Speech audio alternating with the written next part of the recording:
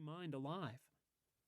I also acknowledge all my own failures that ultimately shaped my ideas, experiences, and mind to perceive and understand the universe of family businesses in my own way.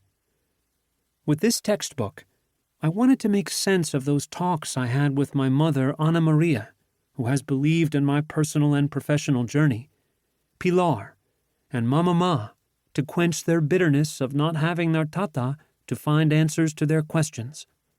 I hope this book helps others play their roles in family businesses. My unconditional gratitude to Inga, who loves my limitations and makes them trivial and sharper at the same time.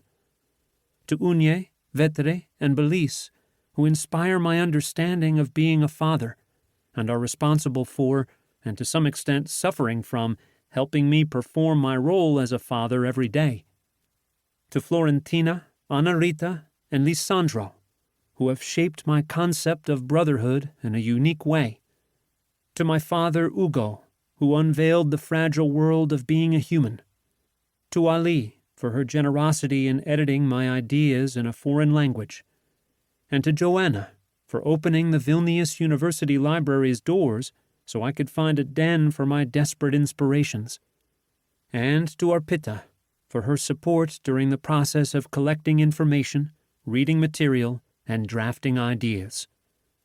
Rodrigo Basco, Sharjah, March 3, 2023. Part 1. Introduction to Family Business. 1. Approaching the concept of family business. Learning objectives. Recognize the differences and similarities between family and non-family businesses. Understand the sources of family business heterogeneity. Classify family businesses based on different types of family involvement.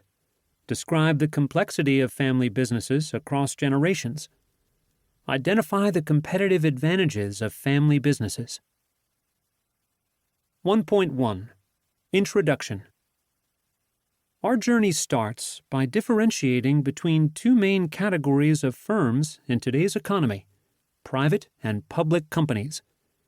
A privately held company is a firm that is privately owned, meaning the owners, that is, the founders, managers, or private investors, own the firm, but their shares are not traded publicly. The most common types of privately held companies are sole proprietorships, limited liability firms, and corporations with shareholders, but whose shares are not traded on the stock market. On the other hand, a publicly held company is a firm whose ownership is fully or partially formed of shares freely traded on the stock exchange. This initial distinction between the two categories, privately and publicly held companies, is important because both categories differ in ownership structure, governance complexity, tax regulations, transparency, and obligation to disclose financial information, among other attributes. There is a common belief that family businesses are private and small, but empirical evidence shows that family businesses can be private, for example, Gruppo Barilla in Italy, Mars Inc. in the United States, and Mercadona S.A. in Spain, or public companies, for example, Walmart Inc. in the United States, Roche Holding AG in Switzerland, and Groupe Auchan S.A. in France. So, what makes a business a family business? Another important aspect to understand the nature of any firm is the relationship between ownership and management. Figure 1.1, which can be found in the print and e-book versions of this book, shows a continuum with two well-known classical relationships between ownership and management. The right side of the figure captures a firm whose owners, that is, those who have the right to possess the tangible and intangible property of the firm, do not manage the firm. Namely, the owners and managers have different rights and responsibilities.